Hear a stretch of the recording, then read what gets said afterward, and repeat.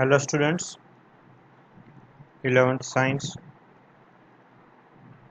subject maths,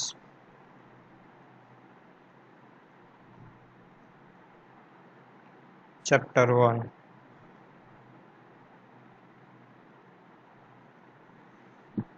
તો આની પહેલાના લેક્ચરમાં આપણે કેટલાક વિશિષ્ટ ગણ વિશે જોયું હતું. આજે આગળ ગણને દર્શાવવાની રીત જોઈએ. તો ગણને આપણે બે રીતે દર્શાવી શકીએ.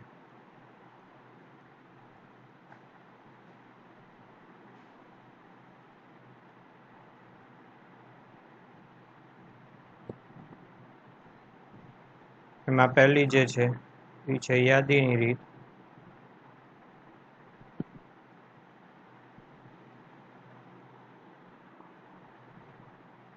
અને બીજી જે છે એ છે ગુણધર્મની રીત.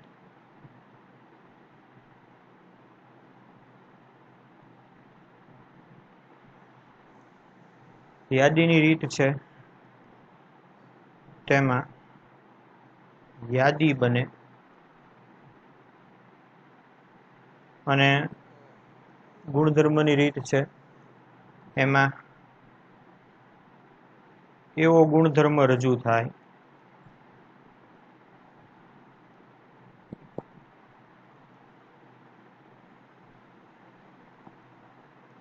જેના પરથી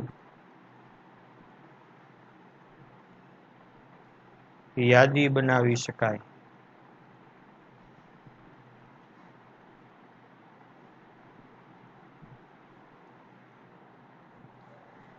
તો આગળ આપણે આ રીતે ગણતરી કરીએ. એક ઉદાહરણ લઈએ. દાખલા તરીકે જો આમ લખ્યા હોય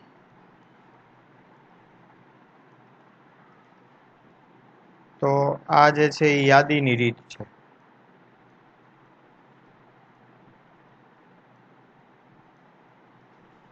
આને જો તમારે ગુણધર્મમાં લખવું હોય તો એનો સંકેતનો ઉપયોગ થશે. સંકેત આવો આવશે, એક્સ જ્યાં એક્સ, અને વંચાય આ રીતે, એક્સ જ્યાં એક્સ.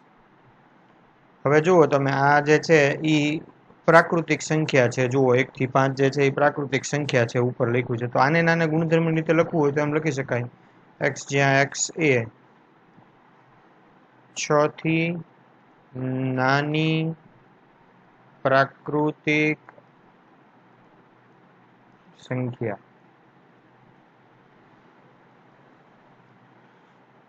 તો આ છે એ ગુણધર્મની રીત થઈ.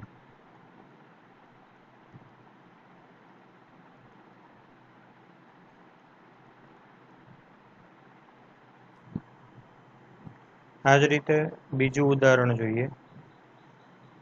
માની લો કે આમ આપ્યા છે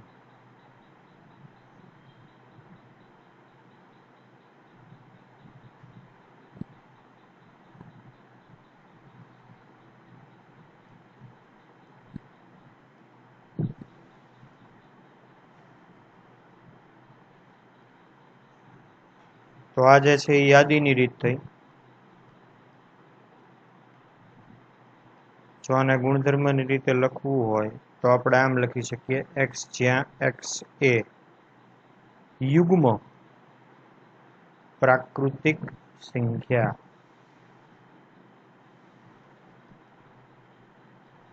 યુગ્મ એટલે અહીંયા બેકી થશે.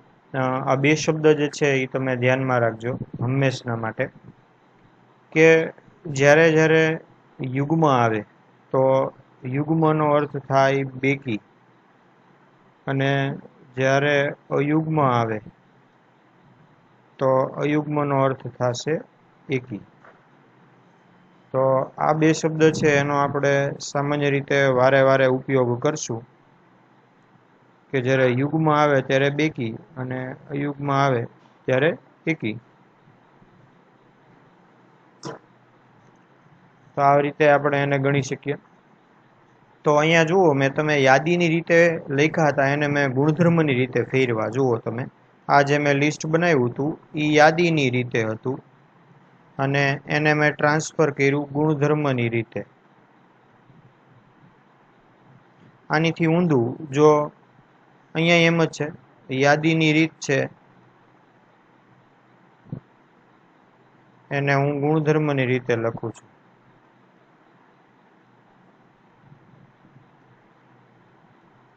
આનીથી ઊંધું પણ આપણે દર્શાવી શકીએ કે આવું એક ઉદાહરણ લઈએ આપણે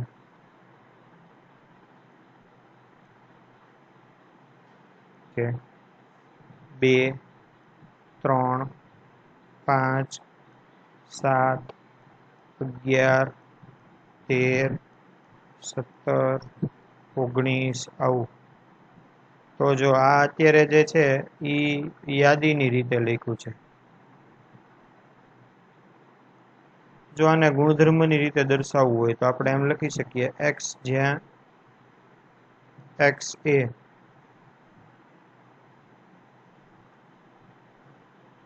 ધન અવિભાજ્ય સંખ્યા. આ બધી સંખ્યા છે એ અવિભાજ્ય છે. જુઓ તમે, આના ભાગ પડતા નથી. દરેક જે સંખ્યા છે એ બધી અવિભાજ્ય છે. આગળ તો આ જે છે એ મેં લખ્યું ગુણધર્મની રીતે. એટલે કે આપણે જો સમજીએ તો આ જે યાદીની રીત છે એને મેં ગુણધર્મની રીતમાં ફેરવી.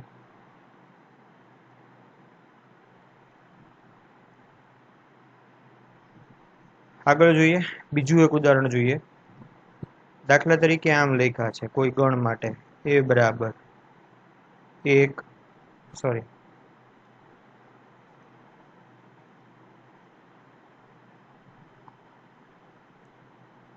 x જ્યાં x એ ધન પૂર્ણ વર્ગ સંખ્યા. તો આને આપણે આ રીતે દર્શાવી શકીએ. આ જે છે એ ગુણધર્મની રીતે લખ્યું છે.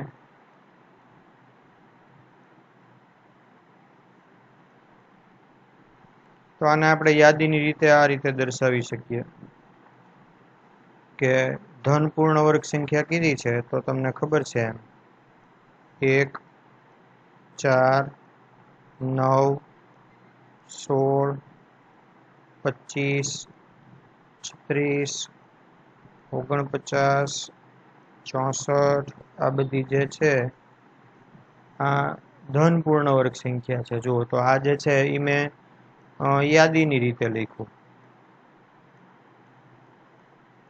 તો કહેવાનો અર્થ એ છે કે જો તમે ગુણધર્મની રીતે લખ્યું હોય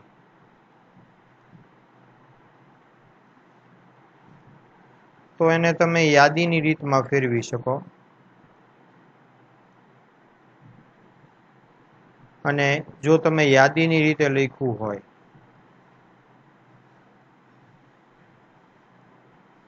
તો એને તમે ગુણધર્મની રીતમાં ફેરવી શકો.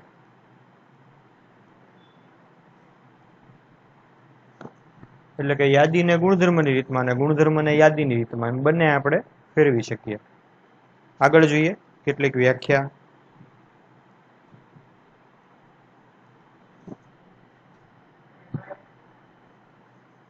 કેટલીક વ્યાખ્યા શરૂ કરીએ.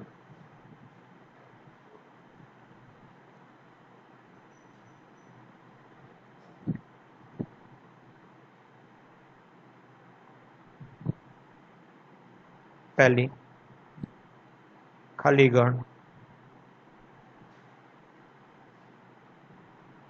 તો જે ગણમાં એક પણ સભ્ય આવેલો ન હોય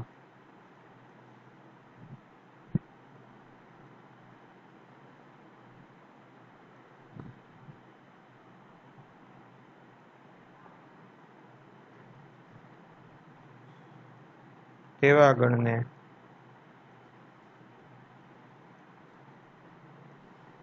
ખાલી ગણ કહે છે.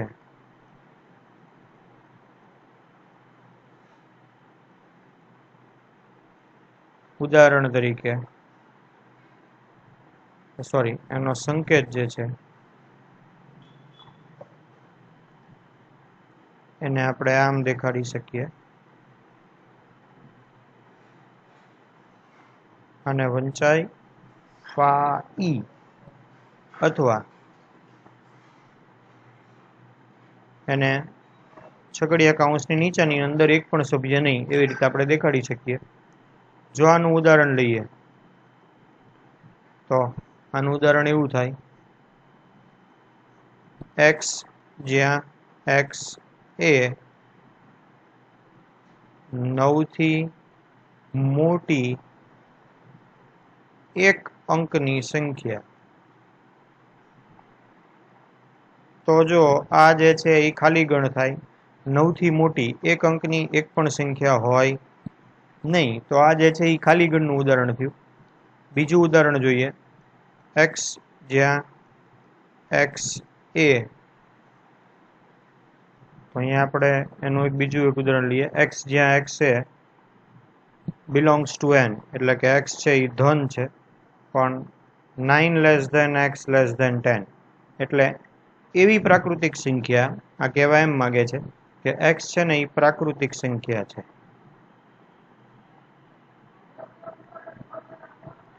કે જે 9 થી મોટી અને 10 થી નાની છે. તો આવી પ્રાકૃતિક સંખ્યા જે છે એ મળે નહીં.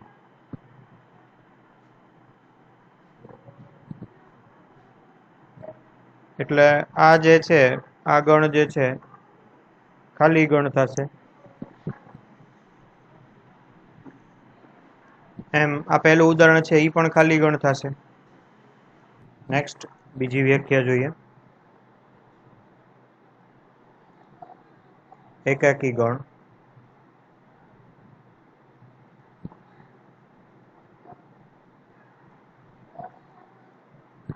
એની વ્યાખ્યા જોઈએ તો જે ગણમાં માત્ર એક જ સભ્ય આવેલો હોય,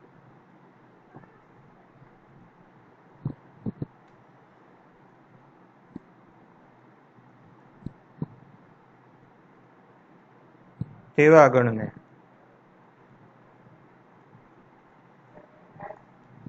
એકાકી ગણ કહે છે.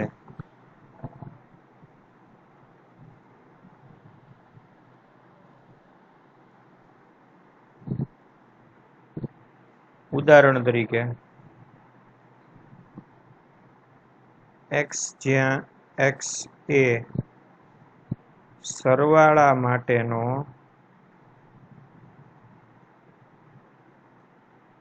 તટસ્થ ઘટક. તો જો આનો જે જવાબ છે એ તમને ખબર છે, શૂન્ય આવશે. તો આ એકાકી ગણ થયો. કારણ કે 0 જે છે એ એવી સંખ્યા છે કે કોઈ પણમાં જો તમે 0 ઉમેરો ને તો જવાબ એ પોતે જ આવશે. જુઓ તમે 6 માં 0 ઉમેરો તો એ 6 આવશે, 7 માં 0 ઉમેરો તો 7 આવશે, 8 માં 0 ઉમેરો તો 8 આવશે. કોઈ પણ સંખ્યામાં તમે 0 ઉમેરો તો એ જ જવાબ આવે. એટલે આપણે એવું કહી શકીએ કે એક જ સભ્ય આવેલો હોય તેવા ગણને એકાકી ગણ કહેવાય.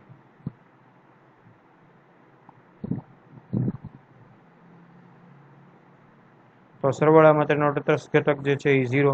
આ સિવાય બીજું ઉદાહરણ આપીએ, x જ્યાં x એ યુગ્મ અવિભાજ્ય સંખ્યા. તો જો સંખ્યા છે એ અવિભાજ્ય પણ છે અને યુગ્મ પણ છે. તો એની માટે જે છે એ જવાબ આવશે 2. તો આ પણ એકાકી ગણ થાય, કારણ કે 2 એક એવી સંખ્યા છે જે અવિભાજ્ય પણ છે અને યુગ્મ પણ છે. તો આ બે વ્યાખ્યા જે છે એ આપણે કરી છે. આગળ જોઈએ,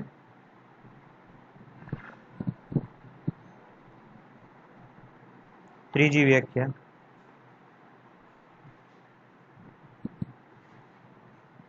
ઉપગણ.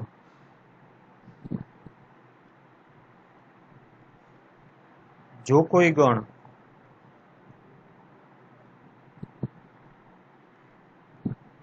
એ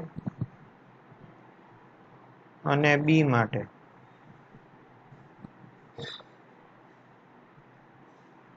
ગણ એ નો દરેક સભ્ય ગણ બી માં આવેલો હોય તો ગણ એ ગણ બી નો ઉપગણ કહે છે.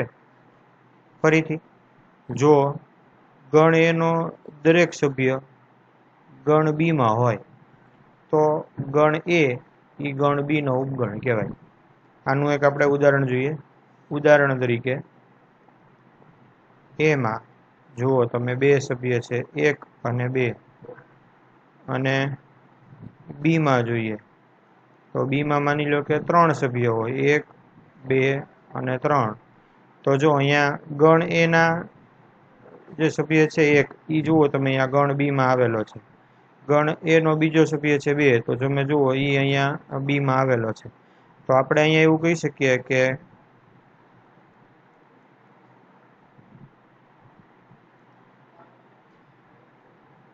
કે ગણ એ નો દરેક સભ્ય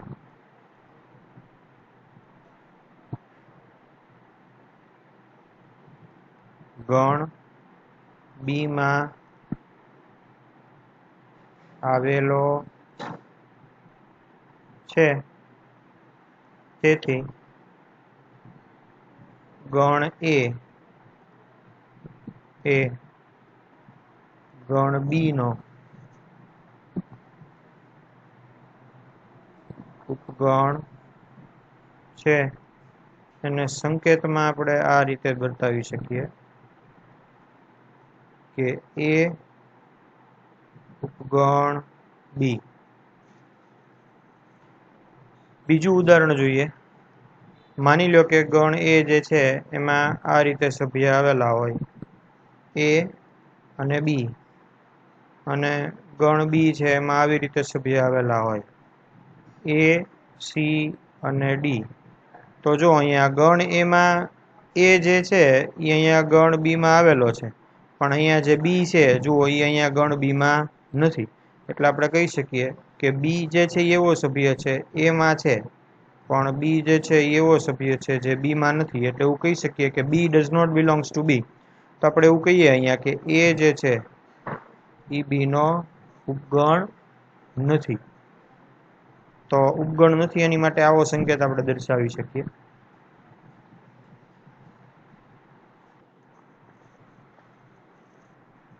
તો આ રીતે આપણે એમ કહી શકીએ કે એ જે છે એ બી નો ઉપગણ નથી, કારણ કે ગણ એના દરેક સભ્યો છે એ ગણ બી માં આવેલા નથી. આગળ જોઈએ.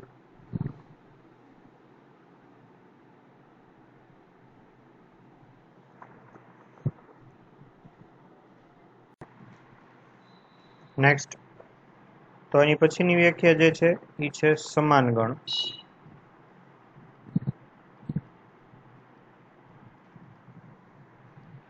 તો એની વ્યાખ્યા જોઈએ. જો કોઈ ગણ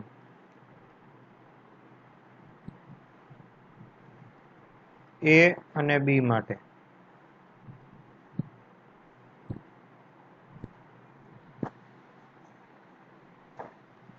તેના સભ્યોની સંખ્યા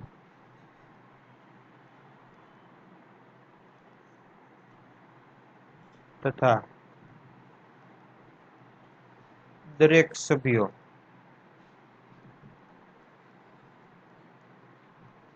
સમાન હોય તો તે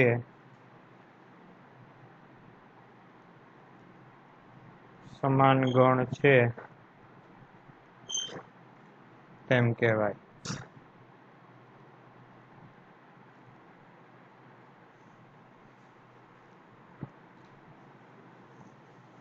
ઉદાહરણ જોઈએ.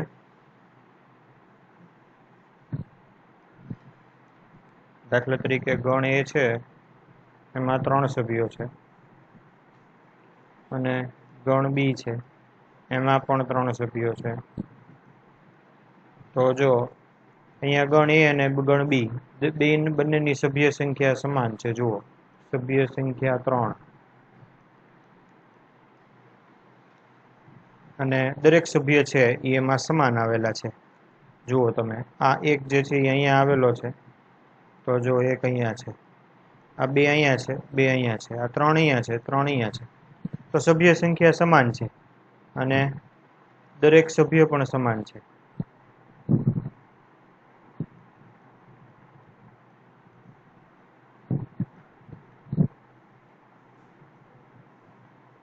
તો આને આપણે એવી રીતે દર્શાવી શકીએ કે અહીં A બરાબર B, એટલે કે એવું કહી શકાય કે A અને B સમાન ગણ છે.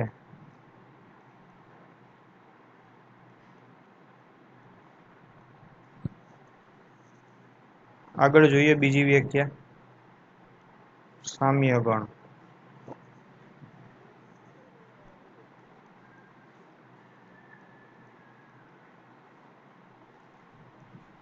જો કોઈ ગણ A અને B માટે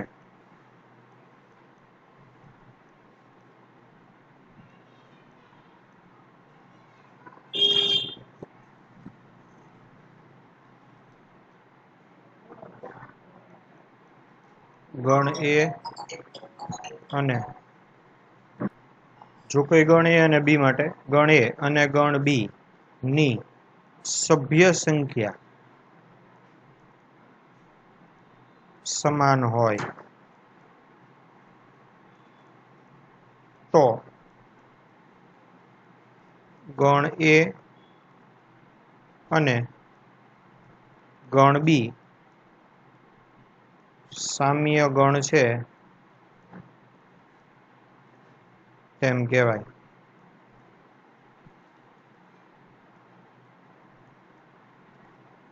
ઉદાહરણ જોઈએ.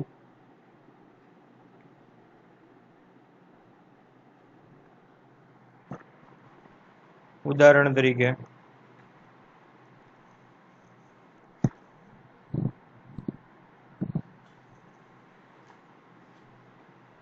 ગણ A જે છે એમાં 3 સભ્ય છે. ગણ B જે છે એમાંય 3 સભ્ય છે. જુઓ, એટલે એવું કહી શકીએ આપણે n of A, એટલે n of A જે છે એ 3, એટલે અહીંયા સંકેતમાં એવું લખીએ કે ગણ A ની સભ્ય સંખ્યા ને n of A વડે દર્શાવાય. n of A 3 છે. એવી રીતે અહીંયા જુઓ તમે, n of B જે છે એ પણ 3 છે. એટલે જુઓ અહીંયા ગણ A અને ગણ B ની સભ્ય સંખ્યા સમાન છે. તેથી આપણે એવું કહી શકીએ કે A અને B સામ્ય ગણ છે. અને સામ્ય ગણ જો હોય તો એને આપણે સંકેતમાં આ રીતે દર્શાવી શકીએ. અને વંચાયામ A સામ્ય B, આ રીતે એને વાંચી શકીએ આપણે.